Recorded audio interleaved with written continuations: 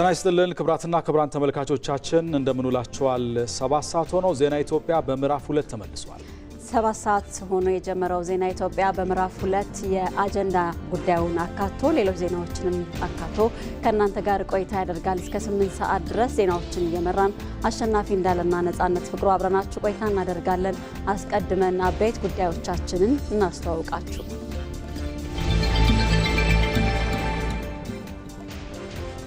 በአማራ ብሔራዊ ክልላዊ መንግስትና የአማራ ፋኖ ህዝባዊ ድርጅት አፋሕድ መካከል የተደረገውን የዘላቂ ሰላም ስምምነት ማዕቀፍ ውጤታማ ለማድረግ የማስፈጸሚያ ስምምነት ተፈረመ።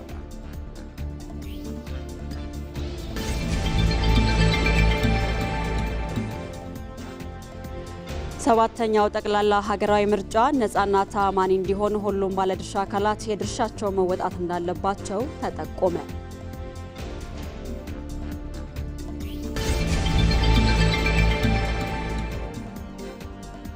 የኢፌድሪ አየር ኃይል በ9ኛ ዓመት ታሪኩ ለጠንካራና ዘላቂ ሀገረ መንግስት ግንባታ ተቋማዊ አስተዋጽኦ ለማድረግ የሚያስችል ምዕራፍ ላይ እንደሚገኝ ተጠቆመ።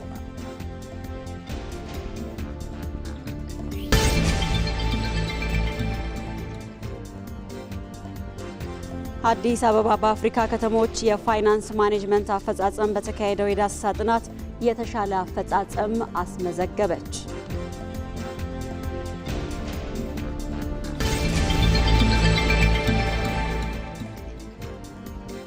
ትላንት ምሽት በተካሄደው የአውሮፓ ሻምፒዮንስ ሊግ የ7ኛ ዙር ጨዋታም ሊቨርፑል በቀጥታ ወደ 16ቱ የሚቀላቀልበትን እድል አስፍቷል የሚለውን ደግሞ ከስፖርት ይዘናል።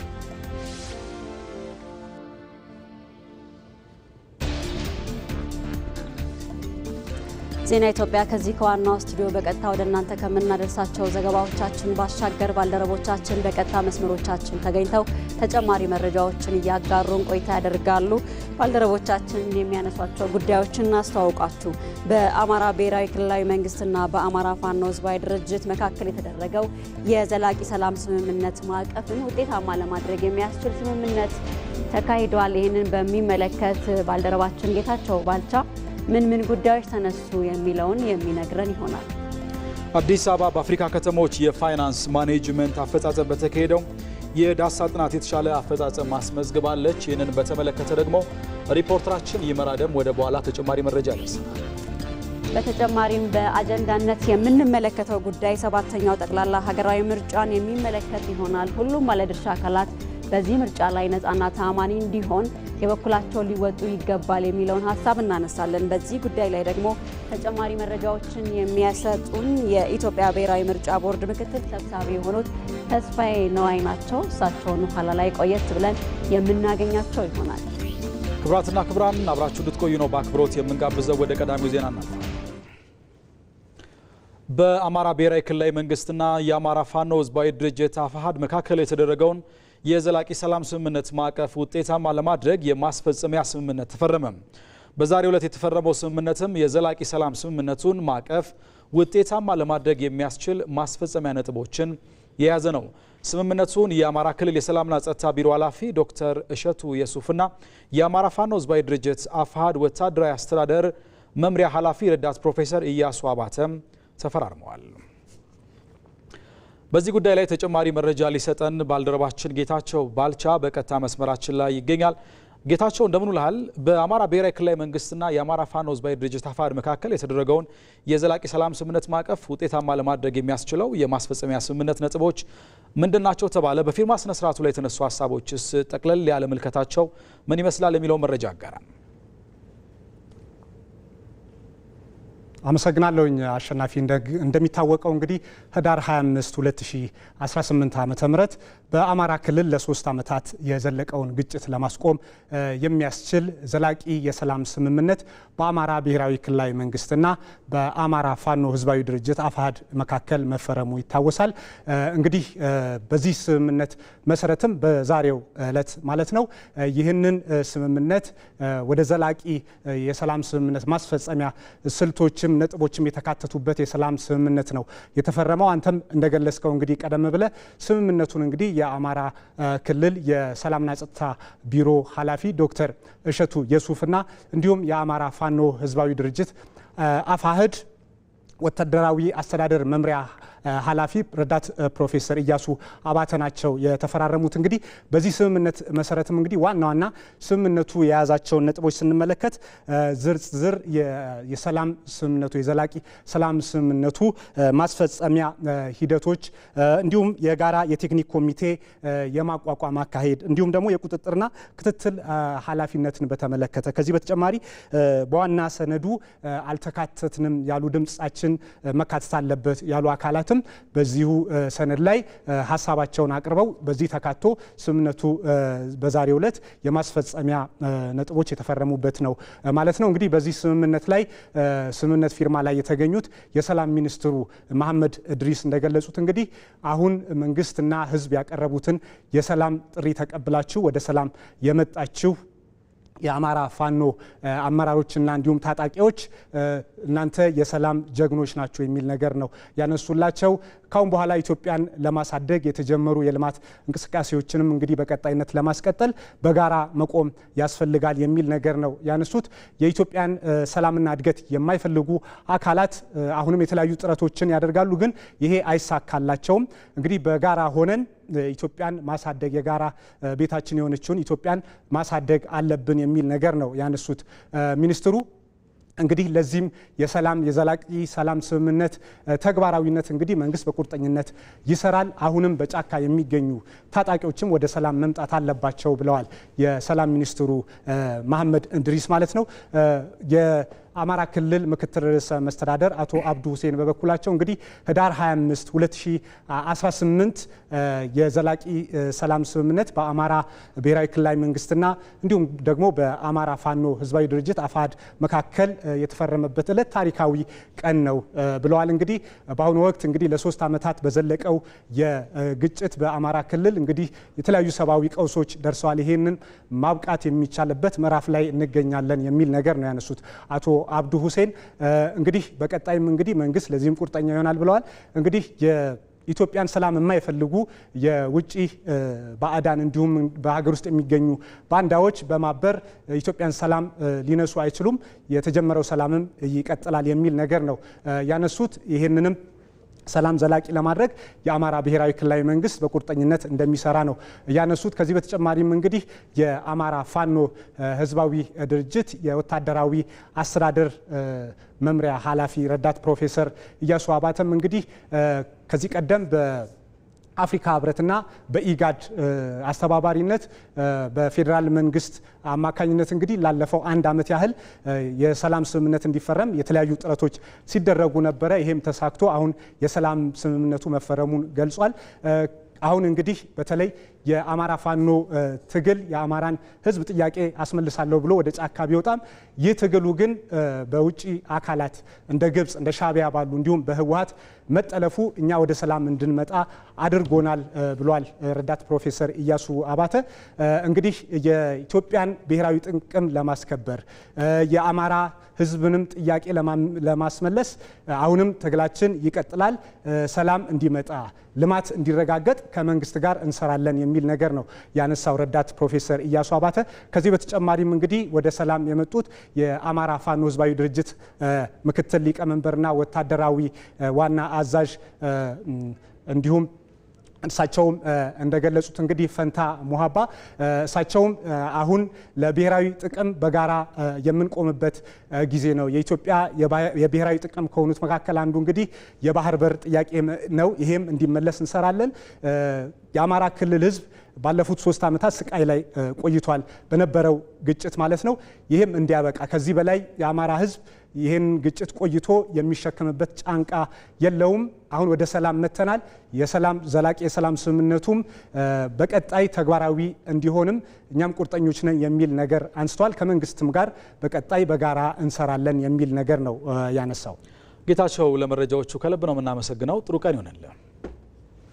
በአፍሪካ ከተሞች የፋይናንስ ማኔጅመንት አፈጻጸም በተካሄደው የዳሰሳ ጥናት አዲስ አበባ የተሻለ አፈጻጸም ማስመዝገቧ ታውቋል።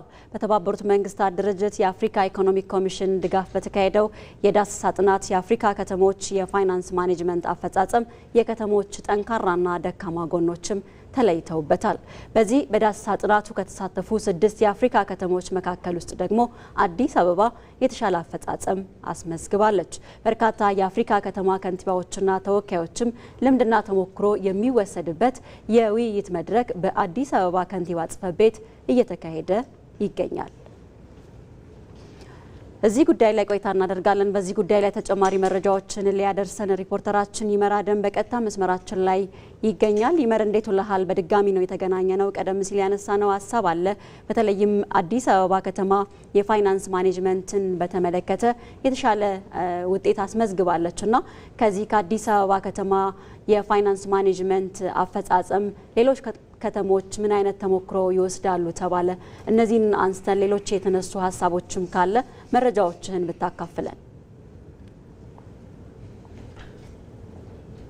መዲናዋ አዲስ አበባ ከምትሰበሰበው አጠቃላይ ገቢዋ እንግዲህ 71 በመቶ የሚሆነውን ገቢዋን ለልማት ስራዎች በመመደብ ግንባር ቀደም ከተማ መሆን ችላለች። እንግዲህ በአዲስ አበባ ከተማ እስካሁን ድረስ በተለይ በቅርብ ዓመታት በተደረጉ የሪፎርም ስራዎችና በርካታ የልማት ስራዎች አዲስ አበባ ገጽታዋ ተቀይሯል። ውብና አበባ እንደ ስሟ ሆናለች። እንግዲህ ይህ ሲሰራ ደግሞ ዋነኛው የፋይናንስ ምንጭ ደግሞ ነዋሪዎቿና የከተማ አስተዳደሩ ናቸውና በዚህም በተገኘው ስኬት አዲስ አበባ ከተማ ለአህጉር አፍሪካውያን ወንድሞችና እህቶች የመማሪያ ከተማ ወይም ደግሞ አቻላቻ የተሞክሮና ልምድ የሚወሰድባት ከተማ ሆናለች ብለዋል ከንቲባ አዳነች አቤቤ። እንግዲህ በተደረገው የፋይናንስ ማኔጅመንት አጠቃላይ የከተሞች የዳሰሳ ውጤት ይህ ደግሞ የዳሰሳ ጥናት ማለት ነው።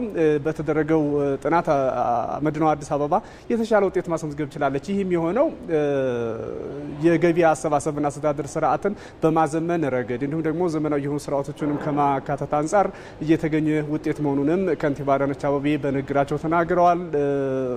መዲናዋ አዲስ አበባ ይህንን ስትሰራ እንግዲህ የተለያዩ በርካታ ግዙፍ የኮሪደር ልማትም እንችላለን የወንዝ ዳርቻዋና ሌሎች በርካታ የልማት ስራዎችን ስትሰራ የፋይናንስ ወይም ደግሞ የተሰበሰበውን ገቢ ለታለመለትና ለታሰበው ዓላማ በማዋል ረገድ የተገኘ ውጤት ነው ብለዋል። እንግዲህ በዚህ በተሰበሰበውን ገቢ መልሶ ለከተማዋ ነዋሪዎች ጥቅም እንዲሰጥ ወይም ደግሞ ከተማዋ ነዋሪዎች ተጠቃሚነት በሚያረጋግጡ የልማት ስራዎች ላይ በመዋል ረገድም የተገኘ የተሻለ ያፈጻጸም ሂደት ነው ብሏል። እንግዲህ በዚህ የዳሰሳ ጥናት የተካተቱ 6 የአፍሪካ ከተሞች ናቸው። አዲስ አበባ ከተማ ከተመዘነችባቸው 6 ነጥቦች በ5ቱ የላቀ አፈጻጸም ማስመዝገብ ችላለች። እንግዲህ በዳሰሳ ጥናቱም የተሳተፉ ከተሞች ጎረቤት ሀገር የኬንያ ዋና ከተማ ናይሮቢ፣ እነ ኪጋሊ እንዲሁም ደግሞ ሉሳካ፣ ዳሬ ሰላም እና ሌሎች የተለያዩ ከተሞች ናቸው በዳሰሳ ጥናቱ የተካሄዱት። አሁን በዚህ በአዲስ አበባ ከተማ ከንቲባ ጽሕፈት ቤት እየተካሄደ ባለው የአፍሪካ ከተሞች በርካታ ከንቲባዎችና ባለድርሻ አካላት የተገኙበት መድረክ ነው። በዚህ ላይ አዲስ አበባ ምን ብትሰራ ነው እንዲህ አይነት ተቋማትን የመገንባቱ ደግሞ ገጽታዋን መቀየር የቻለችው የሚል የተሞክሮና የልምድ የመቅሰም መድረክ እየተካሄደ ነው። በዚህም አዲስ አበባ የገቢ አሰባሰቡን በማዘመን እንዲሁ ደግሞ ሁሉም ባለድርሻ አካላትና ነዋሪ ዎቿ የሚጠበቅባቸውን ግብር በመክፈል የተገኘ ውጤት በመሆኑ የተነሳ ነው አዲስ አበባ አሁን ላይ ለደረሰችባቸው ስራዎች በዚህ መልኩ ምስክርነት ሊሆን የቻለው የሚል ነገር የተነሳው። በአጠቃላይ እንግዲህ የነዚህ የከተማ ከንቲቦችና ባለድርሻ አካላትም ከአዲስ አበባ ብዙ ነገር ልንማርና ልንወስድ የምንችለው ተሞክሮ አለ። አንደኛ የገቢ አሰባሰብ ሂደትን በተመለከተ እንዲሁም ደግሞ ገቢን ሰብስቦ ለምንድን ነው መዋል ያለበት የገቢ አሰባሰብን ግልጸኝነትና ተጠያቂነትን በማስፈን ረገድ ከተማዋ አመርቂ ወይም ደግሞ ተምሳሌት የሚሆን ስራ ሰርታለች። ይህንን ወደ ከተሞቻችን አስተዳደር ወስደን እኛም የምንተገብረው ነው ብለዋል። በሌላ በኩል ደግሞ ከተማዋ በብዙ መልኩ በተለይ በቅርብ ዓመታት በጣም ተቀይራ አምራና ተውባ ያለች ከተማ ናት። ይህ ሚስጥሩ ደግሞ የተሰበሰበን ሀብት ለታለመለት ዓላማና ከተማዋ ላይ ኢንቨስት ወይም ደግሞ በፈሰስ በማድረግ የነዋሪዎቿን ተጠቃሚነትና የከተማዋን ገጽታ እውነተኛ የአፍሪካ መዲናነቷን በሚመጥን የስራ ዘርፍ ላይ መሆኗንም ተመልክተናል ብለዋል። የከተማ ከንቲቦቹ እንግዲህ ከዚህ መድረክ ላይ በቀጣይ ደግሞ በሚኖሩ የከተማዋ የተለያዩ የልማት ስራ ጉብኝቶች ደግሞ በአካል ተገኝተው ያንን እየመሰከሩ ደግሞ በአካል ያለውን ነገር በተግባርም ምን ያህል ከተማ ወደ ተግባራዊ ስራ የገባችባቸውንም ስራዎች ተመልክተው እንዲሁ ደግሞ ወደ የራሳቸው ወስደው የሚተገብሩትም ይሆናል ተብሎ ነው የሚጠበቀው። ይመር አደም ስለ መረጃዎች እናመሰግናለን።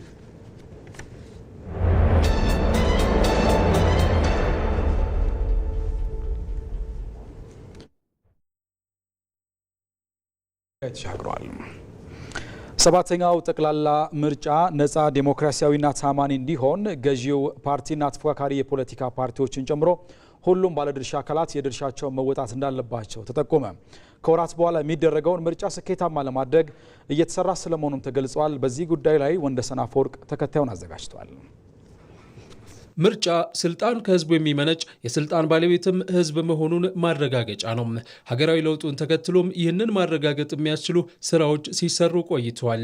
በኢትዮጵያ የተካሄደው 6ኛው ጠቅላላ ምርጫ የተሻለ ቅቡልነት እንደነበረው ያስታወሱት በብልጽግና ፓርቲ ዋና ጽህፈት ቤት የአደረጃጀት ዘርፍ ኃላፊ ሚኒስትር ፍቃዱ ተሰማ ገለልተኛ ተቋማት የተገነቡበት ከእይታ ጀምሮ ለውጦች የነበሩበት እንደነበርም አንስተዋል። የዲሞክራሲ ምህዳሩ የሰፋበት መወዳደር የሚፈልገው አካል እንዲወዳደር ተፎካካሪ ፖለቲካ ፓርቲዎች በሀገራቸው ጉዳይ አለን የሚሉትን ሀሳብ በነጻነት እንዲያቀርቡ ከአመለካከቱ ጭምር ነው የተሻሻለው። ድሮ ተቃዋሚ ነበር የሚባለው፣ አሁን ተፎካካሪ ነው። በሀገሪቱ የፖለቲካ ባህል እየተለወጠ መምጣትና የጠንካራ ተቋማት መገንባት በዚህ ዓመት ግንቦት ወር ላይ ለሚካሄደው 7ኛው ጠቅላላ ምርጫ አመቺ ሁኔታዎችን መፍጠራቸውን የሚናገሩት አቶ ፈቃዱም ምርጫው ስኬታማ እንዲሆን ብልጽግና ፓርቲ እየሰራ መሆኑን ገልጸዋል።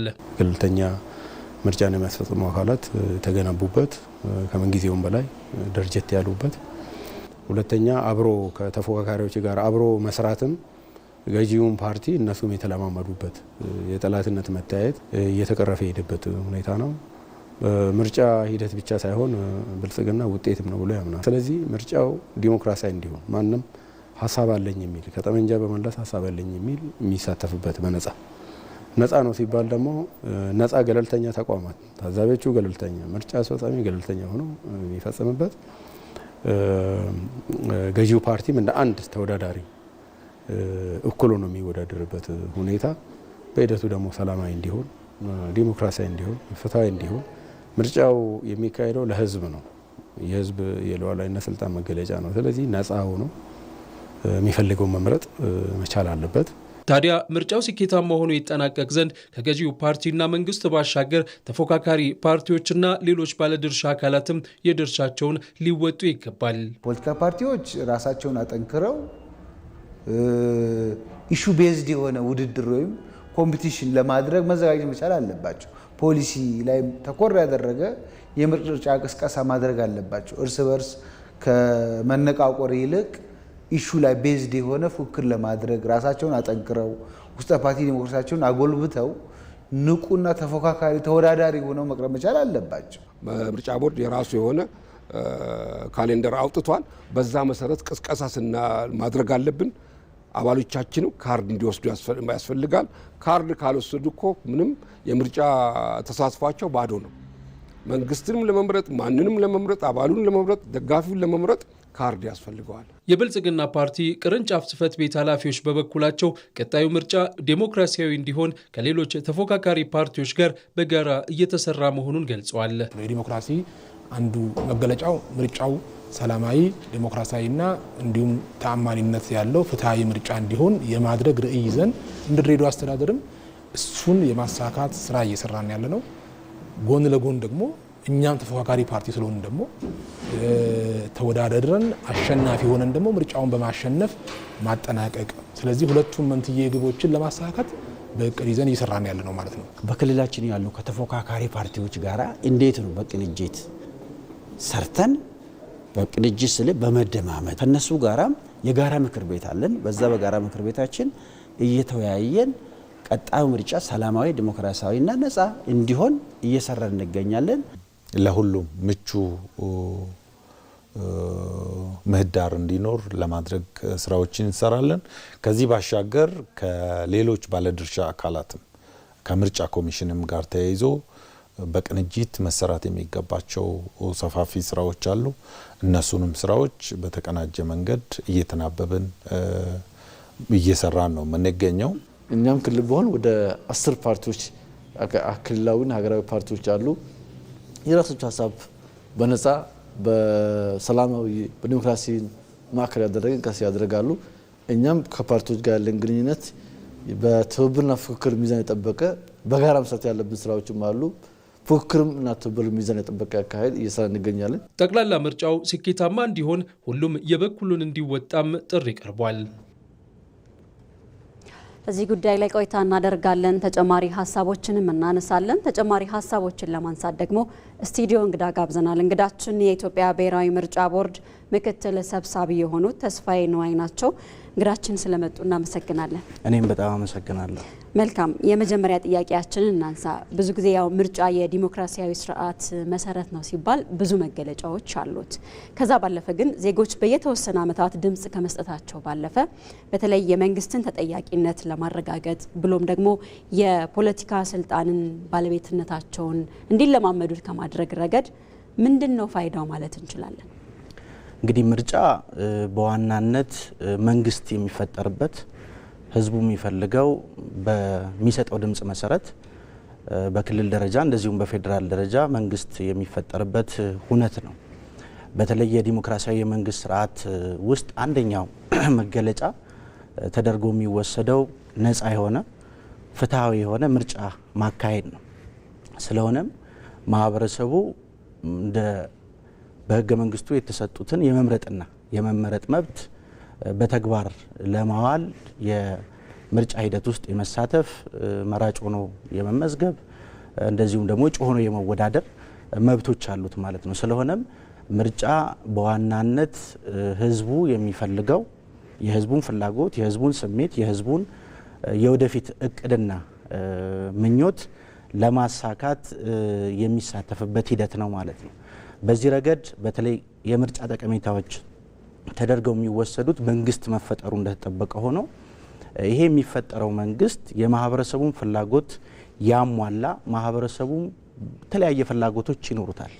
እነዛ የተለያዩ ፍላጎቶች የፖለቲካ ፍላጎቶች፣ የኢኮኖሚ ፍላጎቶች፣ ማህበረሰባዊ ፍላጎቶች ይኖሩታል። እነዚህ ፍላጎቶች መካከል አለመጣጣሞች ሊኖሩ ይችላሉ። እነዚህን አለመጣጣሞች ለመፍታት እንዲያስችል በምርጫ ሂደት ውስጥ በመሳተፍ የሚፈልገውን መንግስት የሚፈልገውን ፕሮግራም እንዲመረጥ የሚደረግበት ነው ማለት ነው። ስለሆነም ግጭቶችንም ለመፍታት ግጭቶችንም ለመቆጣጠር ምርጫ በጣም አስቻይ ሁኔታ ነው። ምክንያቱም ምርጫ ካለ አለመግባባትን ወደማይሆን ሂደት ውስጥ ማስገባት ሳያስፈልግ ይልቁንም በድምጽ የሚፈልገውን አካል እንዲመርጥ የሚደረግበት ሁኔታ ነው።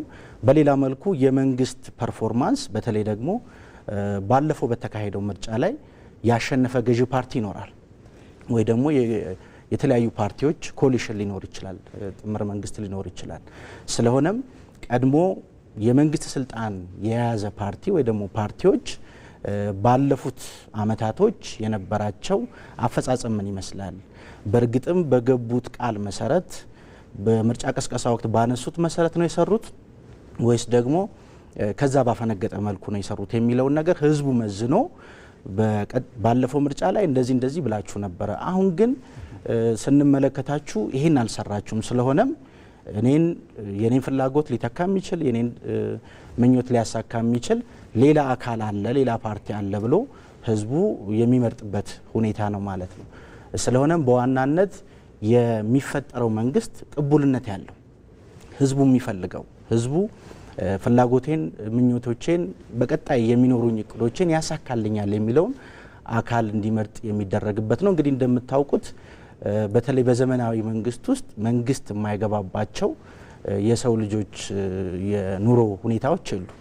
በኢኮኖሚ ጉዳይ ላይ፣ በስራ ጉዳይ ላይ፣ በማህበራዊ ህይወት ላይ፣ በተለያዩ ጉዳዮች ላይ መንግስት ይወስናል። ስለሆነም ይሄ የሚወስነው መንግስት ዲሞክራሲያዊ በሆነ መልኩ የተመረጠ የህዝቡን ፍላጎት ያከበረ መሆኑን ለማረጋገጥ በምርጫ ሂደት ውስጥ ማህበረሰቡ መሳተፍ እጅግ በጣም ወሳኝ ነው። እንደ ብሔራዊ ምርጫ ቦርድ የምንለው ብዙ ጊዜ በምርጫ ብቻ እንላለን። የመንግስት ስልጣን መያዝ መቻል ያለበት በምርጫ ብቻ መሆን መቻል አለበት። በምርጫ ብቻ እንዲሳተፍ ደግሞ የምርጫ ሂደቱ ግልጽ መሆን አለበት፣ አሳታፊ መሆን አለበት። የተለያዩ አካላቶችም ደግሞ በነጻ የሚሳተፉበትና የህዝቡንም አመኔታ ያተረፈ መሆን አለበትና ከዚህ ጋር አያይዘው ተስፋዬ ምናልባት አንድ ምርጫ ቅቡልነት የሚኖረው ነጻና ተአማኒ ሲሆን ፍትሃዊ ሲሆን እንደሆነ ይታወቃልና ለዚህ ደግሞ የፖለቲካ ምህዳሩ ምንድነው መምሰል ያለበት? መንግስት እንዳለ ሆኖ የተፎካካሪ ፓርቲዎች፣ የመገናኛ ብዙሃን ይህን ወደ ላቀ ደረጃ ለማሻገር ምንድነው የቤት ስራቸው የሚለውን ደግሞ በዛው እናነሳው። እንግዲህ ምርጫ ፍትሃዊ መሆን አለበት። ምርጫ ግልጽ መሆን አለበት። ይሄ እንዲኖር ለማድረግ ግን መሟላት ያለባቸው ቅድመ ሁኔታዎች አሉ። አንደኛ በምርጫ ሂደት ላይ ለሚሳተፉ የፖለቲካ ፓርቲዎች የግል እጩዎች እኩል የሆነ የውድድር ሜዳው እኩል የሆነ ህግ መኖር መቻል አለበት። ገዢውን ፓርቲ የበለጠ ፌቨር የሚያደርግ ተፎካካሪ ፓርቲዎችን ደግሞ እንዳይሳተፉ የሚያደርግ የህግ ማዕቀፍ ካለ የህግ አሰራር ካለ ፍትሃዊ ምርጫ ማድረግ አስቸጋሪ ሊሆን ይችላል ማለት ነው። ሁለተኛ በጣም መሰረታዊ ነገር ምርጫውን ለማስፈጸም በህገ መንግስት በህግ ስልጣን የተሰጠው አካል ገለልተኛ ሆኖ ነፃ ሆኖ እንዲንቀሳቀስ መደረግ መቻል አለበት። ስለሆነም በመራጮች ምዝገባ ወቅት፣ በእጩዎች ምዝገባ ወቅት፣ በድምጽ ቆጠራ ወቅት፣ የድምጽ ውጤት በማሳወቅ ወቅት ይሄ ምርጫን የሚያስተዳድረው አካል ምርጫን የሚያስፈጽመው አካል ነፃ መሆን መቻል አለበት፣ ገለልተኛ መሆን መቻል አለበት ማለት ነው። ሌላው ሶስተኛው መሰረታዊው ነገር የተለያዩ ሚዲያዎች ለተለያዩ ፖለቲካ ፓርቲዎች ነፃ በሆነ መልኩ ፖለቲካ ፓርቲዎች ፕሮግራማቸውን፣ እቅዳቸውን፣ ማኒፌስቶአቸውን ለህዝቡ እንዲያቀርቡ መደረግ አለበት። ምክንያቱም ውድድር የሚደረገው በፕሮግራም ስለሆነ ውድድር የሚደረገው በማኒፌስቶ ስለሆነ ይሄን እሰራልሃለሁ በሚል ስለሆነ የተለያዩ ሚዲያዎች ለፖለቲካ ፓርቲዎች እንደዚሁም ደግሞ ለግል እጩዎች ቤታቸውን ክፍት አድርገው የተለያየ ሀሳብ እንዲንሸራሸር መደረግ መቻል አለበት። ሌላው በጣም ወሳኙ ነገር ገዢው ፓርቲ እንደ መንግስት የሚጠበቅበት ትልቅ ኃላፊነት አለ። በመንግስት እጅ ስር ያሉ የተለያዩ ሀብቶች ለፖለቲካ ፓርቲ ቅስቀሳ እንዳይውሉ የማድረግ ግዴታ አለበት። የስብሰባ አዳራሾች ሁሉም የፖለቲካ ፓርቲዎች እንዲጠቀሙበት የማድረግ ሚዲያዎችን የፖለቲካ ፓርቲዎች እንዲጠቀሙበት የማድረግ የመንግስት ሀብት ለፖለቲካ ፓርቲ የምርጫ ቅስቀሳና መሰል ተግባራት እንዳይውል የማድረግ የመንግስት የስራ ሰዓት የፖለቲካ ፓርቲ ቅስቀሳዎች እንዳይደረግ የማድረግ ስራም መኖር መቻል አለበት ማለት ነው። ሌላው በጣም መሰረታዊ ነገር የፖለቲካ ፓርቲዎች ነፃ ሆነው እንዲንቀሳቀሱ የሚያስችል ድጋፍም ሊደረግላቸው ይገባል። ይሄ ማለት የመንግስት የበጀት ድጋፍ ይሰጣል። እንደ ብሔራዊ ምርጫ ቦርድ ለፖለቲካ ፓርቲዎች በምርጫ ወቅት እንደዚሁም በመደበኛ ጊዜ የምንሰጣቸው የበጀት ድጋፎች አሉ። እነዚህ የበጀት ድጋፎች የፖለቲካ ፓርቲዎቹ የያዟቸውን ፕሮግራሞች ለማህበረሰቡ እንዲያቀርቡ የሚያግዝ መሆን መቻል አለበት እና ሌሎች አካላቶችም ሲቪል ሶሳይቲዎችም እንደዚሁም ታዛቢዎችም የምርጫ ስራው ወይ ደግሞ አጠቃላይ የምርጫው ሂደት የበለጠ ጥሩ እንዲሆን፣ ፌር እንዲሆን፣ ነፃ እንዲሆን፣ ፍትሃዊ እንዲሆን ትልቅ አስተዋጽኦ ይኖራቸዋል ማለት ነው። እንግዲህ በሀገራችን ምርጫን የማስፈጸም ሉዓላዊ ስልጣን ባለቤቱ የብሔራዊ ምርጫ ቦርድ ነው። ብሔራዊ ምርጫ ቦርድ በተለያየ መልኩ የሚካሄዱ የምርጫ አይነቶችን የማስፈጸም ስልጣን አለው፣ ህገ መንግስታዊ ስልጣን አለው። ነገር ግን የምርጫ ስራ በዋናነት ሀገራዊ ስራ ነው፣ ሀገራዊ ፕሮጀክት ነው። ስለሆነም ብሔራዊ ምርጫ ቦርድ እያስተባበረ የተለያዩ አካላቶች የምርጫ ስራው ውጤታማ እንዲሆን የማገዝ ኃላፊነት አለባቸው ማለት ነው። የምርጫ ቀን ብቻ ሳይሆን ከዛ በፊትም የሚሰሩ ስራዎች የምርጫውን ውጤታማነት የማገዝ ትልቅ እንድምታ ያላቸው ስለሆነ ማለት ነው። መልካም። የኢትዮጵያ ብሔራዊ ምርጫ ቦርድ ምክትል ሰብሳቢ ተስፋዬ ነዋይ ለሰጡን ማብራሪያዎት ለጊዜዎትም ከልብ ነው የምናመሰግነው። መልካም። እኔም በጣም አመሰግናለሁ። መልካም።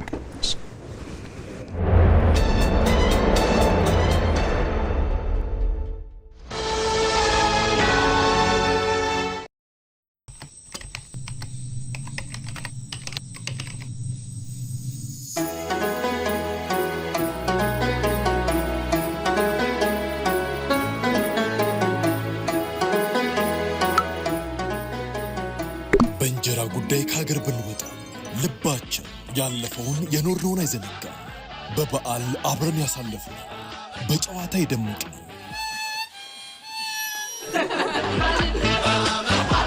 በፈገግታ ያንጸባረቅነው ሁሉ አሻራው ውስጣችን ይቀራል።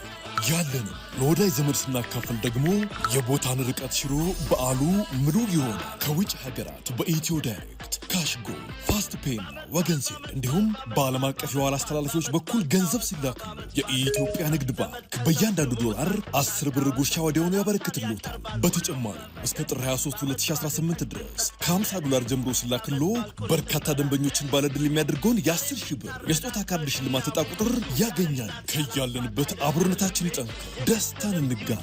መልካም የጥምቀት በዓል። የኢትዮጵያ ንግድ ባንክ ሁሌም የሚተማመኑበት ባንክ።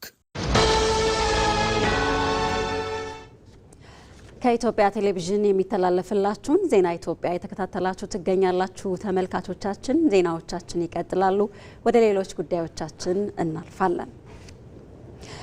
ለዜጎች የተሻለ የስራ ዕድል ለመፍጠር የሚደረገው ጥረት ውጤታማ እንዲሆን ቅንጅታዊ ስራ እንደሚያስፈልግ የደቡብ ኢትዮጵያ ክልል ርዕሰ መስተዳደር ጥላሁን ከበደ ተናገሩ። ርዕሰ መስተዳደሩ ይህንን የተናገሩት የክልሉ ስራና ክህሎት ቢሮ በሴክተሩ የግማሽ ዓመት አፈጻጸምና ቀጣይ አቅጣጫ ላይ ያተኮረ ውይይት ከባለድርሻዎች ጋር በተካሄደበት ወቅት ነው። ክልሉ ለዜጎች የስራ ዕድል ለመፍጠር ጸጋ ያለበት መሆኑን የተናገሩት ርዕሰ መስተዳደሩ በተለይ በግብርና ዘርፍ ያለውን እምቅ የስራ ዕድል በአግባቡ ለመጠቀም በትኩረት እየተሰራ ስለመሆኑም ገልጸዋል። የተቀናጀ ስራ ይጠይቃል። ቤተሰብን አሳምነን ከቤተሰብ ጀምሮ ቤተሰብ ተኮር የስራ ዕድል ፈጠራ ላይ መቀናጀት ይጠይቃል። ባለጸግነት እንዲሁ አይመጣም። ልፋት ይጠይቃል፣ ድካም ይጠይቃል፣ ወርዶ ታች ዝቅ ብሎ መስራት ይጠይቃል። ስለዚህ አመለካከት በጣም ወሳኝ ነው። የስራ ባህላችን ካልተቀየረ የስራ ባህል ሳይቀየር እኔ ባለጸጋ ወይም ደግሞ የበለጸገ ሆናለሁ ብሎ የሚመኝ ሰው ነው በብዛት የሚታየው። የስራ ባህላችን መቀየር አለበት። መደጋገፍ፣ መተጋገዝ ያስፈልገናል በሚል አቋም ተቀናጅተን መስራት ይጠበቅብናል። ይህን ልንቀይር ይገባናል። ከዚህ አኳያ ስራ መምረጥ፣ ሁኔታዎችን ማየት፣ ጠባቂነት ይህን ልንሰብር ይገባል። ባለፉት 6 ወራትም ክህሎት መር ስራ ዕድል ፈጠራ ላይ አመርቂ ውጤት መመዝገቡንም የክልሉ ምክትል ርዕሰ መስተዳደርና የስራና ክህሎት ቢሮ ኃላፊ ዶክተር አበባየሁ ታደሰ ገልጸዋል። እንደ ሪፖርተራችን ተመስገን ተስፋዬ ዘገባም ያልተፈቱ ችግሮችን ለማረብ በርብርብ መስራት ያስፈልጋል ሲሉም አብራርተዋል። ክቡራን ተመልካቾቻችን አሁን ደግሞ የኢፌድሪ አየር ኃይልን ወደ ተመለከቱ ዘገባዎቻችን ነው የምንሻገረው። አሁንም አብሮነታችሁ ከኛ ጋር እንዲሆን በአክብሮት ነው ምንጋብዘው። የኢፌድሪ አየር ኃይል በ9ኛ ዓመት ታሪኩ ለጠንካራ ዘላቂ ሀገረ መንግስት ግንባታ ተቋማዊ አስተዋጽኦ ለማድረግ የሚያስችል ምዕራፍ ላይ ይገኛል። አየር ኃይሉ ከጦር ግንባር ባሻገር ያለው የቴክኖሎጂ አቅም የተቋማዊ ግንባታ ሂደቱ ስኬታማ ስለመሆኑ የሚያረጋግጥ ነው። በዚህ ጉዳይ ላይ መሐመድ አልቃደር ተጨማሪ አዘጋጅቷል።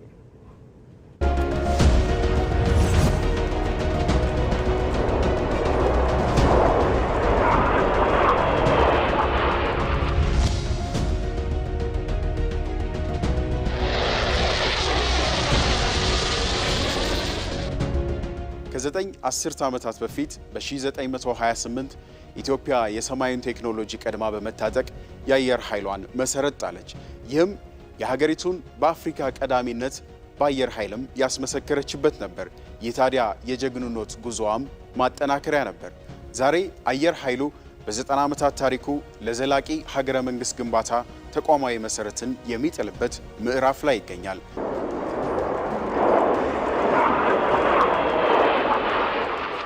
ዚያድ ባሬ የሶማሊያ ድንበር አዋሽ ወንዝ ነው በሚል እብሪት ኢትዮጵያን በወረረበት ወቅት ኮሎኔል መንግስቱ ኃይለ ማርያም ታፍራና ተከብራ የኖረችው ኢትዮጵያ ተደፍራለች ሲሉ የእናት ሀገር ጥሪን አስተላለፉ። ገበሬው ማረሻውን ጥሎ ተማሪውም መጽሐፉን ዘግቶ በአንድነት ሲነሳ አየር ኃይሉ በኢትዮጵያውያን ልብ ውስጥ የደመቀ ታሪክ ምዕራፍን አስመዘገበ። በሚሊዮኖች የሚቆጠሩ ኢትዮጵያውያን ወደ ግንባር ሲዘምቱ የሰማይ አንበሶች የጠላትን ተዋጊ ጀቶች እንደ ወፍ አርግፈው በመጣል የሰማዩን የበላይነት ተቆጣጠሩ። የካቲት 26 1970 ዓ.ም በካራማራ ላይ የሉዓላዊነት ታሪክ ዳግም ታደሰ።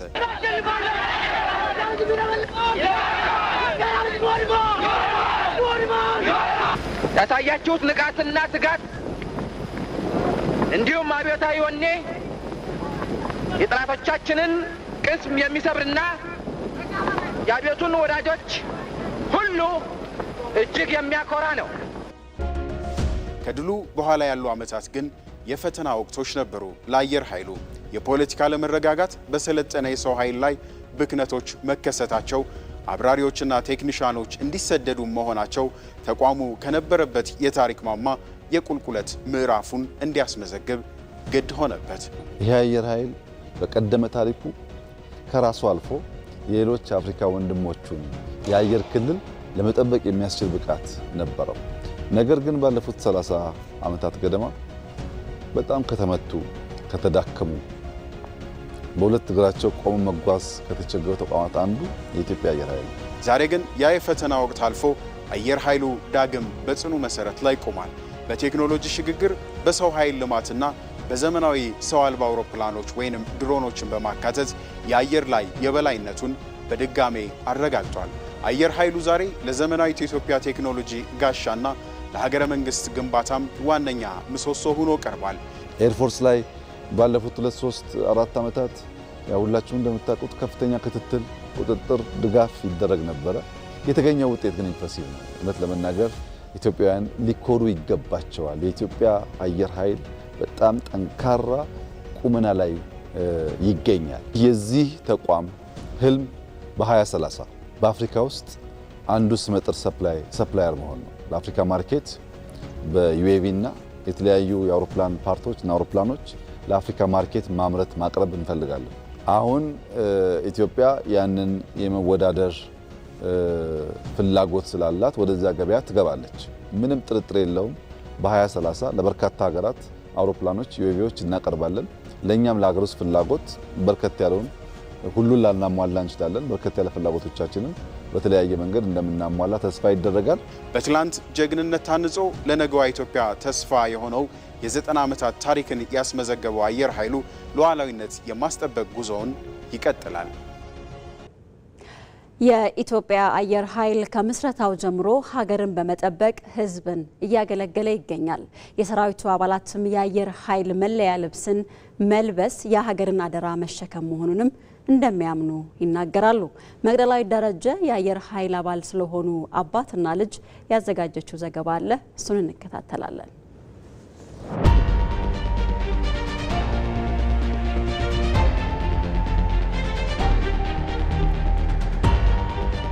ሻለቃ አንተነህ ካሳ እባላለሁ። ያው በአቪዬሽን ጥገና ማዕከል ውስጥ ነው አሁን እየሰራሁ ያለሁት። በአጠቃላይ እንግዲህ በመከላከያ ውስጥ ለ28 ዓመት አገልግያለሁ። ወደ አየር ኃይል የተቀላቀልኩት በ1995 ማለት ነው። መሰረታዊ ወታደር ዮናስ አንተነህ እባላለሁ። በኢትዮጵያ ኤርፎርስ አካዳሚ ውስጥ ቤዚክ አቪዬሽን ተማሪ ነኝ እና በስልጠና 6 ወር አሳልፌያለሁ። አሁን በትምህርት 4 ወር።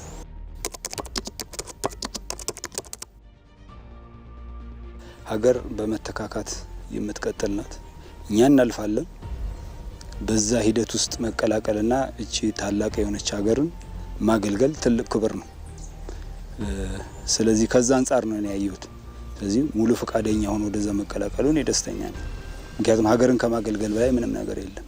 የምንኖርባት የምንቀበርባት፣ በመጨረሻ የምንቀበርባት ምድር ናት።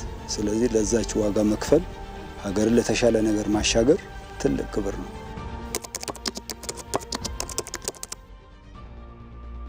አየር ኃይል ትልቅ ተቋም ነው እና የሀገር መከበሪያ የሆነ ተቋም እንደሆነ ነው ማስበው። በዛ ገልጸዋለሁ።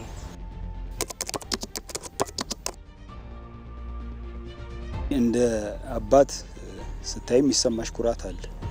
ያው ተፈጥሯዊ የሆነ ኩራት ይሰማሻል። ቅድም ባልኩሽ መንገድ ነው የምገልጸው። የኔ አርያን ሆኖ በዛ ይሄ ልብስ የሀገር መገለጫ ነው፣ የማንነት መገለጫ ነው። ያን ልብስ ለብሶ ሳየው ለእኔ ትልቅ ኩራት ነው የተሰማኝ። በቃ ለዚህ ደርሻለሁ የሚል የራስሽ የሚሰማሽ ስሜት አለ።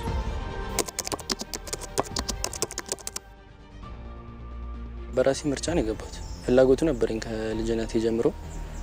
ያው አብረን ብዙ ቦታ ከሱ ጋር ስለምንሄድ ብዙ ቻሌንጆችን አብረን ስናሳልፍ ስለነበረ ብዙ ነገሩ ወደዚህ እንድገባ፣ በተለይ ደግሞ የሱ ቆራጥነት አለ፣ የዓላማ ጽናት፣ ትዕግስት፣ ዲሲፕሊን፣ እነዚህ ነገሮች ወደዚህ እንድገባ አድርገውኛል።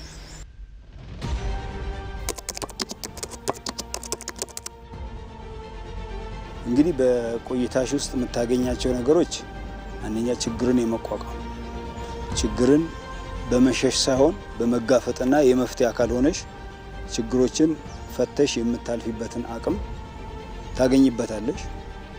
ፕላስ ደግሞ ኮንፊደንስ ይኖርሽ ነው። በማንኛውም ነገር በኮንፊደንስ ስራሽን የመስራት የተለያዩ ነገሮችን የምትወጭበትን አቅም ትፈጥሪያለሽ ማለት ነው። ያው ህይወት የራሷ ፈተናዎች ስላሏት ማለት ነው። ከዛ አንጻር ነው እኔ የምረዳው። እሱ ከኔ የሚማራቸው ነገሮች ደግሞ ስነ ስርዓቶችን ትማሪያለሽ። ዲሲፕሊን ትማሪያለሽ። ከሰው ጋር እንዴት መነጋገር እንዳለብሽ ሁሉ ነገር ስርዓት አለ አይደል? ህይወትም ሁሉ ነገር የምትመሪው በስርዓት ነው። ስርዓትን ትማሪያለሽ፣ መከባበርን ትማሪያለሽ፣ ዲሲፕሊን ትማሪያለሽ፣ ህግ ማወቅን ትማሪያለሽ እና እነዚህ ነገሮች ከኔ እንትን ይላል ማለት ነው። እሱ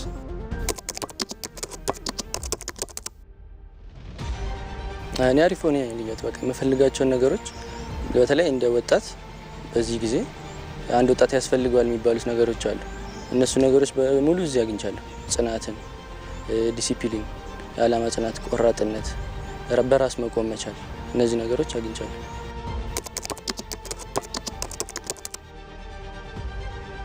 ዩኒፎርም ያው መገለጫው ሀገር ናት። በዛ ዩኒፎርም ውስጥ መታየት ሀገር ናት። እቺ ሀገር ደግሞ ታላቅ ሀገር ኢትዮጵያ ናት። ስለዚህ ያን ልብስ መልበሱ አንደኛ ሀገርን ለሀገር መስዋዕትነት የሚከፍል አንድ አካል ሆነሽ በዛ ነገር ውስጥ መሰለፍ ትልቅ ኩራትም ነው። እቺ ሀገር እንዳልኩሽ ታላቅ ሀገር ናት። ወደፊትም ትልቅ የምትሆን ሀገር ናት። ስለዚህ በትውልድ ውስጥ ይሄ ቅብብሎሽ ነው የመጣው። በዚህ በእኛ ላይ የምታየው ነገር ያ ነው። ስለዚህ ከዛ አንጻር በጣም የሚያኮራ ደስ የሚያሰኝ ለሀገርም ለሕዝብም ኩራት የሆነ መገለጫ ያለው ኢትዮጵያን በውስጡ የሚያሳይ ነው ማለት ነው። ይሄ ልብስ መልበስ የሀገርን አደራ መሸከም ነው። የሀገር ፍቅር ስሜትን መላበስ ነው።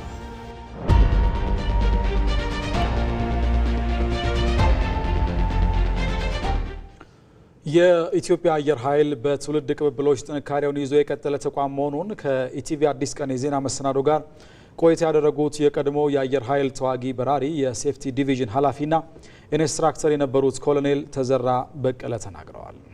እና በሌሎቹም ዘንድ አድናቆትን ያገኘ ነው። ከዚያ በኋላ ደግሞ ወደ ተሻለ የአውሮፕላን ትጥቅ በምንሸጋገርበት ጊዜ ከአሜሪካን በተገዙት ኤፍ5ኢ የሚባሉ አውሮፕላኖች ከሶማሌ ጋር በተደረገው የአየር ለአየር ውጊያ ውጤታማ ሆኖ የሶማሌን አውሮፕላን የሶማሌን አየር ኃይል እንዳልነበረ በአንድ ጊዜ እንክትክቱን አውጥቶት የለቀቀበት ጊዜ ነው። በጣም የተጠናከረና አገሪቷንም ከወራሪው ኃይል ለመታደግ የቻለ ነበረ። ተቋሙ በርካታ የድል ታሪኮችን ማስመዝገብ የቻለ ሲሆን አሁናዊ የማድረግ አቅሙን በማሳደግ በ2030 በአፍሪካ ቀዳሚ አየር ኃይል በማድረግ የሀገር ሉዓላዊነት ለማረጋገጥ እየተሰራ መሆኑንም ሌላኛው የአዲስ ቀን እንግዳ የነበሩት የፌዴሪ አየር ኃይል ሕዝብ ግንኙነት ኃላፊና ሄሊኮፕተር አብራሪ ሻለቃ ሰይድ ደሳለኝ ተናግረዋል። በፕሮፌሽናል ሰራዊት የተገነባ ቴክኖሎጂ በመጠቀም አቅሙ በቀልጣፋና ፈጣን የአየር ክልል በመጠበቅና ማስጠበቅ የራሳችን የአየር ክልል በመጠበቅና በ2022 በኢትዮጵያ አቆጣጠር ወይም በ2030 በአውሮፓውያን አቆጣጠር የአፍሪካ ቀዳሚ አየር ኃይል አንዱ ማድረግ ነው የሚል የዚህ ተቋም መኖር የዚህ ተቋም ጠንካራ መሆን ለዚች ሀገር ሉዓላዊነት መከበር የራሱን ከፍተኛ የሆነ የራሱን ድርሻ እየተወጣ ያለበት ሁኔታ እንዳለ። ዜና ኢትዮጵያ ላይ ትገኛላችሁ ተመልካቾቻችን። ካፍታ በኋላ ስንመለስ ደግሞ በቅርቡ ግንባታው ተጠናቆ የተመረቀው የደንቢ ኮሌጅ የአካባቢውን ውብ ተፈጥሮ ከማጉላት ባሻገር የአካባቢውን ውበትን የገለጠ ነው። የደንቢ ኮሌጅ መልማት አካባቢውን በምን መልኩ እንደለወጠው ደግሞ እንመለከታለን። ተመልካቾቻችን አሁንም ቆይታችሁን ከዜና ኢትዮጵያ ጋር እንድታደርጉ በአክብሮት ነው የምንጋብዘው። ወደ ሌላኛው ዜናችን እናልፋለን። በቆቦ ከተማ እየተከናወነ የሚገኘው የኮሪደር ልማት ስራ ከተማዋን ለኑሮ ምቹ ያደረገ መሆኑን የከተማዋ ነዋሪዎች ገለጹ። የቆቦ ከተማ አስተዳደር ህብረተሰቡን በማስተባበር የኮሪደር ልማት ስራ እያከናወነ ነው። ራይል ፍሬው ባለፉት ዓመታት በጸጥታ ችግር ውስጥ የቆየችው ቆቦ ከተማ ወደ ቀድሞ ሰላሟ እየተመለሰች ነው። አሁን በተገኘው ሰላም የልማት ስራዎች እንዲከናወኑ ከከተማ አስተዳደሩ ጋር በቅርበት እየሰሩ መሆኑን የከተማዋ ነዋሪዎች ለኢቲቪ ገልጸዋል። አገር አቀፍ በተጀመረው የኮሪደር ልማት መሰረት የኛም ከተማ መጀመሩን ያው ሁሉም ህብረተሰብ የሚፈልገው ልማት ነው እና በሚፈልገው መልኩ ደግሞ ተጀምሯል። ቆቦ ከተማ የኮሪደር ልማት መጀመር ትልቅ ስሜት አለን። ህዝቡ ተደስቷል። የከተማው ህዝብ ተደስቷል። ከተማዋ ቁልጭ ብላ ውበቷ እየታየች ነው። ለአካባቢው ዘላቂ ሰላም ህብረተሰቡ ከመንግስት ጋር እየሰራ ነው የሚሉት ነዋሪዎቹ ለህዝብ ጥያቄዎች ምላሽም በትኩረት ሊሰራ ይገባል ይላሉ። አሁን የጥይት ተኩስ አንሰማም። ሰው ንግድም የተለያዩ እንቅስቃሴዎች በአግባቡ እየተንቀሳቀሱ ነው። አጥጋቢ ነገር ያው የግብአት እጥረቱ የተለያየ የመንገዱ የተለያየ አሁን ኬላ አለ ምን አለ ምናምን ከዛ የሚቀርበው ነገር እጥረት ካልሆነ በስተቀር ህብረተሰቡ ውሎ እየገባ ነው። ሁሉም አካል ሰላም ይፈልጋል ብዬ ነው የማስበው። ቆቦ ከተማ አስተዳደር ከንቲባ ኃይለአብ ወንድሙ ከተማዋ ከነበረችበት የጸጥታ ችግር እንድትወጣ ህብረተሰቡ የላቀ ሚና ስለመጫወቱ ያነሳሉ። እንደ ከተማ ጅምር ስራዎች አሉ። መገዳደል መብቃት አለበት። የሰላም አማራጭ የመንግስትን የሰላም አማራጭ መጠቀም አለብን በሚል ስራዎች እየተሰሩ ነው የሚገኙ። በከተማው የተገኘውን ሰላም ለማጽናት የኮሪደር ልማትን ጨምሮ የህዝብ ጥያቄ የሆኑ የልማት ስራዎችም እየተከናወኑ እንደሚገኙ አስገንዝበዋል። ሰላምን ሊያመጡ የሚችሉ የልማት ስራዎች መሰራት አለባቸው። እንደ ፓርቲ እንደ መንግስት የጀመርናቸው በከተማ ደረጃ የኮሪደር ልማት ጅምር ስራዎች ነበሩ። በ2017 ዓ.ም 300 ሜትር የሚሆን የኮሪደር ልማት አልምተናል። በአሁኑ በ2018 ዓ.ም በጀት ዓመት ደግሞ በ4 ኪሎ ሜትርን የኮሪደር ልማት ለመስራት ከተማዋን ለማስዋብ ጅምር ስራዎች አሉ። አቅማችን ህዝብ ነው። አቅማችን ከተማ አስተዳደሩ ውስጥ ያሉ የህብረተሰብ ክፍሎች ናቸው። በሰሜን ወሎ ዞን ቆቦ ከተማ ነው የምንገኘው። ቆቦ ከተማ እንግዲህ በመጀመሪያም በሰሜኑ ጦርነት በኋላም አሁን ባለው ግጭት ብዙ የተፈተነች ከተማ ናት። ሆኖም ግን ሰላምን ለማረጋገጥ በአንድ እጅ ከማህበረሰቡ ጋር በመስራት በሌላ በኩል ደግሞ የማህበረሰቡ ጥያቄ የሆኑ የልማት ስራዎችን በማከናወን ነው የምትገኘው። አሁን የምገኝበት አካባቢ የ4 ኪሎ ሜትር የኮሪደር ልማት እየተከናወነ የሚገኝበት የከተማው መሀለኛ ክፍል ላይ ነው። ለኢቲቪ ራሄል ፍሬው ቆቦ ከተማ። የመደመር መንግስት በከተሞች የሚያከናውናቸው ፕሮጀክቶች መሰረተ ልማቶችን በማስተሳሰር ዘላቂ የሆነ እድገትን እንደሚያረጋግጡ የሻሸመኔ ከተማ ነዋሪዎች ተናገሩ። የሻሸመኔ ከተማ አስተዳደር በ5.3 ቢሊዮን ብር በጀት ከተማዋን የሚያስተሳስር የ26 ኪሎ ሜትር የመንገድ ፕሮጀክት እያከናወነ ይገኛል። አስረሳ ወገሼ ተጨማሪ አለው። በሰፊ የንግድ እንቅስቃሴዋ የምትታወቀው የሻሸመኔ ከተማ እድሜዋን የሚመጥን የመንገድ መሰረተ ልማት ሳይኖራት ቆይታለች። አሁን ላይ ግን በከተማዋ ዋና ዋና መንገዶች እንዲሁም በተለያዩ መንደሮች የአስፓልት መንገዶች እየተሰሩ የከተማዋ ነዋሪው አባገዳ መይስ ኦዳም ሻሸመኔ በለውጥ ላይ ናት ይላሉ። ይሄ መንደር ሲመሰረት መንገድ አልነበረው፣ ዝም ብሎ ቅየሳ ነበረ። ኮብልስቶን ተዘረጋ፣ ጊዜውን ጠብቆ አስፓልት ይገባልን። በዚህ ብቻ አይደለም፣ በየአቅጣጫ አስፈላጊ በሆነ መንገድ ቦታ ሁሉ መንገድ ተዘርግቶ አስፓልት እየተነጠፈ ነው። ሻሸመኔ ከነበረችበት ሁኔታ ስናይ ብዙ እድገትና ለውጥ አይተናል። ሌላኛው የሻሸመኔ ከተማ ነዋሪ ንጉሴ ደበሌም ሻሸመኔ አዲስ ገጽታን እየተላበሰች ስለመሆኑ ይገልጻሉ። ቀደም ሲል የነበረው አንድ መንገድ ነው። አሁን ግን በየአቅጣጫው ከዚህ ሌላ ምናልባት አይታችሁት ከሆነ አላቅም 30 መንገድ የሚባለው በዛ በላይ በኩል ተሰርቶ አልቋል እንደዚሁ። ስለዚህ ይሄም ሲጨመር በቃ ከተማዋ አሁን ማራኪ ወደ መሆን ደረጃ እየመጣች ነው። መንግስት በተለያዩ ከተሞች የሚያከናውናቸው የመሰረተ ልማት ስራዎች ለቀጣዩ ትውልድ የተሻለ ከተማን የሚያሻግሩ ስለመሆናቸውም በነዋሪዎች ይገለጻል። የውሃ መስመር፣ የማብራት መስመር ከመንገድ ጋር እንዳይገናኝ ቢገናኝም ወደፊቱ እንዳይፈርስ በማይፈርስ ደረጃ የተሰራ ነው። ለትውልድ የሚሻገር ልማት ቀጣይነት ያለው ልማት ያሳየና መንገዶቹም ሰፋፊውና አስፈላጊው መንገዶች በሱ እየተሰሩ ነው፣ እያየን ነው። በሻሸመኔ ከተማ አስተዳደር የነዋሪዎች የረጅም ጊዜ የመንገድ ጥያቄን ለመመለስ አሁን ላይ የ26 ኪሎ ሜትር የአስፓልት መንገድ እየተሰራ ስለመሆኑም የከተማው ማዘጋጃ ቤት ስራ አስኪያጅ ኢንጂነር አብዲሳ ገመቹ ተናግረዋል። የመንገድ ፕሮጀክቶች እንግዲህ ኮሪደርንም ያካተቱ ናቸው። እንደ ከተማችን ወደ 26 ኪሎ ሜትር በላይ የሚደርስና በ5.3 ቢሊዮን ብር በጀት በላይ እየተካሄደ ያለ የልማት ስራ ነው። እንግዲህ በዚህ ስራ ውስጥ ከተማችንን አንደኛ የመንገድ ኔትወርኮች አንዱ ለአንዱ እየሰጠ የተሰናሰለ የሆነ የመንገድ ኔትወርክ ወይንም ደግሞ ድር የሰራ ነው። እነዚህ የመንገድ ፕሮጀክቶች ለነዋሪዎች ምቹ ከተማ ከመፍጠር ባለፈ የንግድ ቦታዎችን በማስፋት ትልቅ አስተዋጽኦ እንደሚኖራቸውም ስራ አስኪያጁ ገልጸዋል። እንደሚታወቀው ከተማችን ከአዲስ አበባ ሐዋሳ በሚሄደው መንገድን ተከትሎ ያሉ ቢዝነስ ኤሪያዎች ናቸው። ግን ያንን ዳይቨርሲፋይ የማድረግ ወይንም ደግሞ የንግዱን ቦታ ዳይቨርሲፋይ በማድረግ ሌሎች ቦታዎችንም የንግድ ማዕከል የማድረግ አንዱ እቅድ ተይዞ የተሰራበት ነው። ሰውም ከተማችንን ለኑሮ ለስራ መርጦ እንዲመጣ ከማድረግ ምቹ ከተማን ከመፍጠር አኳያ የተሻለ እያደረጋት ነው የሚል እምነት አለን። በሻሸመኔ ከተማ የተጀመሩ የመንገድ መሰረተ ልማቶችን በተያዘላቸው ጊዜ ለማጠናቀቅ ማህበረሰቡ እያደረገ ያለውን ድጋፍ አጠናክሮ እንዲቀጥልም ከተማ አስተዳደሩ ጥሪ አቅርበዋል። 2.6 ሚሊዮን ዓመታት ዕድሜ ያስቆጠረና ፓራንትሮፐስ የሚል ስያሜ የተሰጠው የሰው ልጅ ቅሪተ አካል በአፋር ክልል ተገኘ። በአሜሪካ የቺካጎ ዩኒቨርሲቲ የአርኪኦሎጂ ተመራማሪ የሆኑት ፕሮፌሰር ዘረሰናይ አለምሰገድ ግኝቱን አስመልክተው ማብራሪያ ሰጥተዋል። አዲሱ ግኝት ፓራንትሮፐስ የሚል ስያሜ የተሰጠው መሆኑን የተናገሩት ተመራማሪው በአፋር ክልል ሚሌ በሚባል አካባቢ የተገኘ መሆኑንም ተናግረዋል። ግኝቱ ከዚህ በፊት ከነበሩት የዝግመተ ለውጥ የሰው ዘር አመጣጥ ዝርያዎች የተለየ ግኝት ስለመሆኑ አሳውቀዋል። አሁን ዛሬ የተገኘው ፓራንትሮፐስ የሚባለው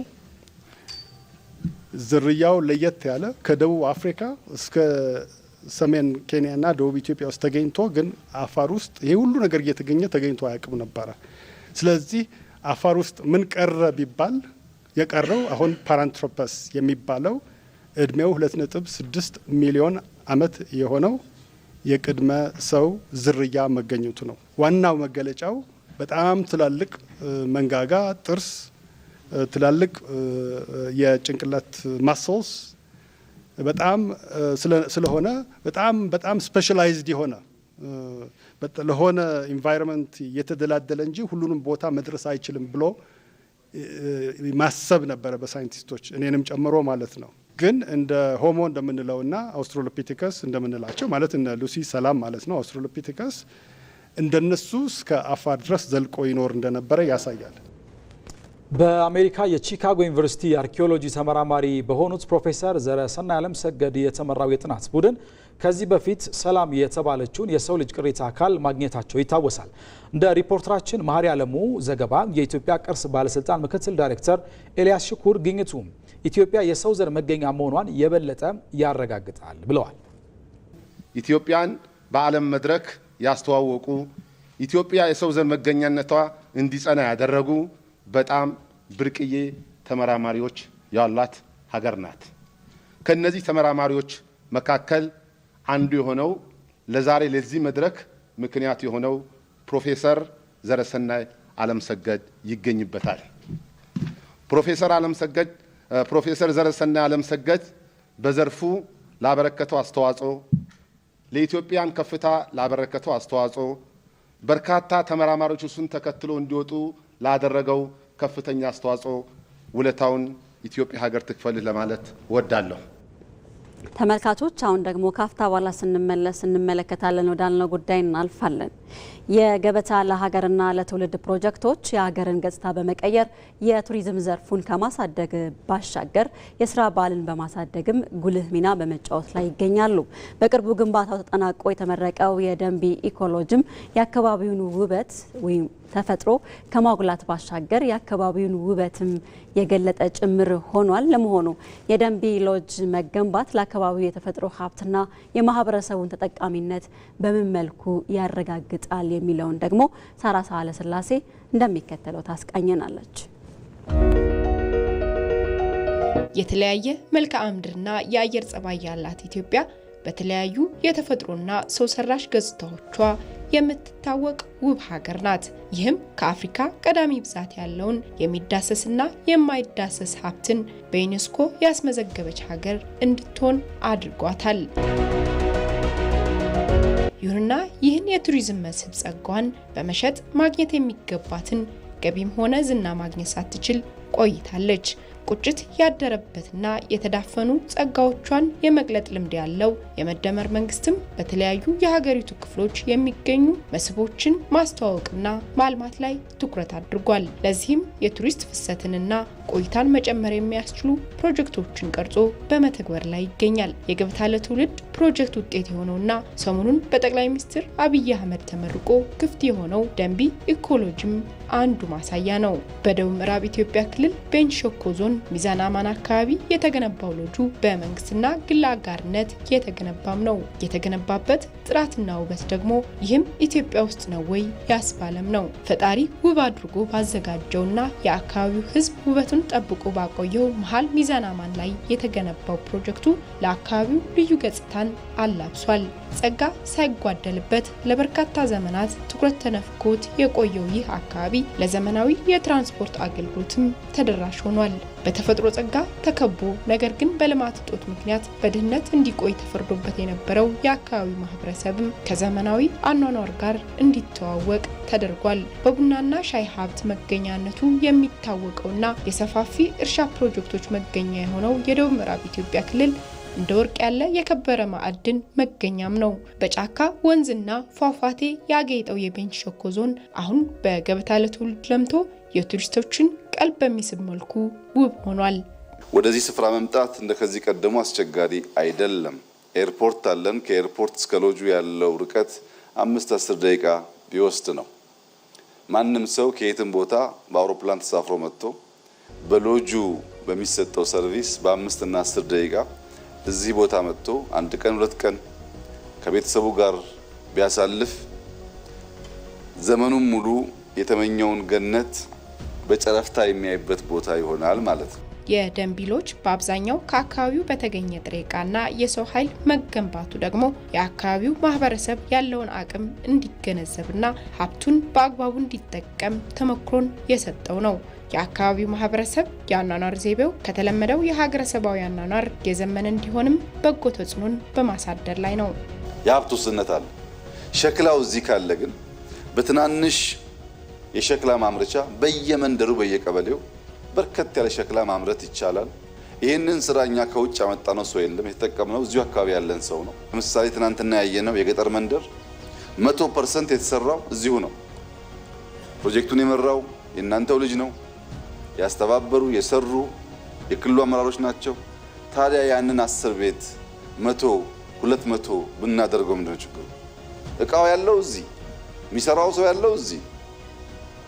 ይሄኛው በ3 ወር ተሰርቶ ከሆነ 6 ወር ይፍጅብን፣ ችግር የለውም። አመትም ይፍጅ፣ ግን እንስራው።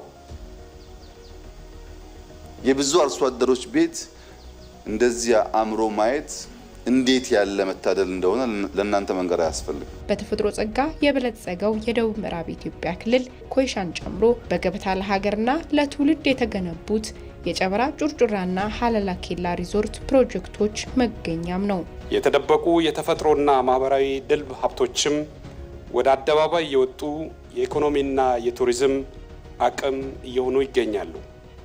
በክልላችንም የሀላላና ጨበራ ዝሆንዳና ኢኮሎጂዎች ዛሬ እነሆ ለምረቃ ያበቃነው የደንቢ ኢኮሎጂ እና የሚዛን አማን አውሮፕላን ማረፊያ የዚሁ ተግባራዊ ምላሽ አብነቶች ናቸው። ለቱሪዝም ምቹ ተፈጥሮን የታደለችው ኢትዮጵያ ጸጋዋን አሟጣ ትጠቀም ዘንድ የለውጡ መንግስት አበክሮ በመስራት ላይ ነው። የደንቢ ሎጅም የኢትዮጵያ ኢኮቱሪዝም አንዱ ፈርጥ ሆኖ ሊያገለግል ለምቶ ለአገልግሎት ክፍት የሆነ ነው። በመጨረሻም ስፖርት። የአውሮፓ ሻምፒዮንስ የ7ኛ ዙር ጨዋታዎች ትላንት ምሽት ተደርገው ነበር። ሊቨርፑል በቀጥታ ወደ 16ቱ የሚቀላቀልበትን እድል አስፍቷል። አዲሱ የቼልሲ አለቃ ሊያም ሮዘኒየርም የመጀመሪያ የሻምፒዮንስ ሊግ ጨዋታዎችን በአሸናፊነት ተወጥተዋል። እሱ ባለተሾመ የጥሎ ማለፍ ኃላፊዎችን ከወዲሁ እየለየ የሚገኘው የአውሮፓ ሻምፒዮንስ ሊግ ትላንት ምሽት የ7ኛ ዙር የመዝጊያ ጨዋታዎችን አስመልክቶናል። ወደ ፈረንሳይ የተጓዘው ሊቨርፑል ጥንካሬውን አስቀጥሏል። 6 ግቦች በተቆጠሩበት ጨዋታ ባርሴሎና በፕራጋ አስደናቂ ምሽት አሳልፏል። ቼልሲ ደግሞ በስታንፎርድ ብሪጅ ወደ ጥሎ ማለፍ የሚያልፍበትን ምርጥ 8 ቡድኖች ለመቀላቀል ተስፋ የሰነቀበትን ውጤት አስመዝግቧል። በሁሉም ውድድሮች 12 ጨዋታዎችን ሳይሸነፍ የተጓዘ የሚገኘውና በፕሪሚየር ሊጉ ከዋንጫው ፉክክር ውጭ የሆነ የሚመስለው የአርኔ ስሎት ቡድን ሊቨርፑል ባለፉት 2 ጨዋታዎች ጨዋታዎች 14 ግቦችን በተጋጣሚ መረብ ላይ በማስቆጠር ከፍተኛ በራስ መተማመን ላይ የሚገኘውን ማርሴይን ገጥሞ ከጨዋታ ብልጫ ጋር አሸንፏል። ሊቨርፑል ተረጋግቶ ጨዋታውን በጥሩ ሁኔታ ተቆጣጥሯል። በጨዋታው መጀመሪያ በሁጎ ኤኪቲኬ አማካኝነት ግብ አስቆጥሮ ከጨዋታው ውጭ የተባለበት ሊቨርፑል የመጀመሪያው አጋማሽ ከመጠናቀቁ በፊት በዶሚኒክ ሶበስ ላይ የቅጣት ምት አማካኝነት ግብ አስቆጥሮ መሪ መሆን ችሏል። በሁለተኛው አጋማሽ ማርሴይ በሜሲያን ግሪንውድ ሙከራዎች ወደ ጨዋታው ለመመለስ ጥረት አድርጎ የነበረ ቢሆንም ግን ሳይሳካ ቀርቷል። በምሽቱ ጨዋታ በመልሶ ማጥቃት የተሻለ የነበረው ሊቨርፑል የጀረሚ ፍሪምፖንግ ጥረት በታየበት ኳስ የማርሴው ግብ ጠባቂ ግሮኒም ሩል ኳስን ወደ ራሱ ግብ አስቆጥሮ ሊቨርፑል በሁለት ግቦች እንዲመራ አስችሏል። ኮዲ ጋክፖ ተጨማሪ ግብ በማከል ቀያዮቹን አሸናፊ አድርጓል። የ3-0 ድል በማርሴይ ላይ የተቀዳጀው ሊቨርፑል በሻምፒዮንስ ሊግ የደረጃ ሰንጠረዥ ወደ አራተኛ ደረጃ ከፍ በማለት በቀጥታ 16ቱን የሚቀላቀልበትን እድል አስፍቷል። ውጤቱም የሊቨርፑልን በሁሉም ውድድሮች ያለመሸነፍ ጉዞን ወደ 13 ጨዋታዎች አራዝሞታል። በቼክ ሪፐብሊክ ባርሴሎና ዳግም የማጥቃት አቅሙን ባሳየበት ጨዋታ ስላቪያ ፕራሃን አሸንፏል። ስላቪያ ባርሴሎናን ቀደም ብሎ ከማዕዘን ግብ በማስቆጠር ጫና ውስጥ አስገብቶ የነበረ ቢሆንም ባርሴሎና በፈርሚን ሎፔዝ አማካኝነት 2 ግቦችን በማስቆጠር ምላሽ ሰጥቷል። ይሁን እንጂ ከረፍት በፊት ሮበርት ሌዋንዶስኪ በድንገት ኳስን በጭንቅላቱ ወደ ራሱ መረብ ውስጥ በማስገባት እንደገና ስላቪያን አቻ አድርጎ ነበር። በሁለተኛው አጋማሽ ለባርሴሎና ተቀይሮ የገባው ዳኒ ኦልሞ ከሳጥን ውጭ ድንቅ ግብ አስቆጥሮ መሪነቱን አስመልሷል። በጨዋታው በራሱ መረብ ላይ ግብ ያስቆጠረው ሮበርት ሌዋንዶስኪ አራተኛውን ግብ በማስቆጠር የባርሴሎናን አሸናፊነት አረጋግጧል። ባርሴሎና አሁንም ምርጥ 8 ውስጥ የመጨረስ እድል ያለው ሲሆን ስላቪያ ደግሞ ከውድድሩ ውጭ መሆኑን አረጋግጧል። ቼልሲ በበኩሉ በሞይስ ካይሴዶ ብቸኛ ግብ ፓፎስን 1-0 ሲያሸንፍ አዲሱ የቼልሲ አለቃ ሊያም ሮዜኒየር በሻምፒዮንስ ሊግ የመጀመሪያ ጨዋታቸውን በድል ጀምረዋል። በሌሎች ጨዋታዎች ኒውካስል ዩናይትድ ፒኤስቪን 3-0 ሲያሸንፍ ጁቬንቱስ ቤኔፊካን እንዲሁም ባየር ሙኒክ ሴንት ግሎስን በተመሳሳይ 2-0 አሸንፈዋል። ተመልካቾች 6 ሰዓት የጀመረው በሁለት ምዕራፎች ወደ እናንተ ሲደርስ የቆየው ዜና ኢትዮጵያ ከመላው ኢትዮጵያ ተጠናቋል።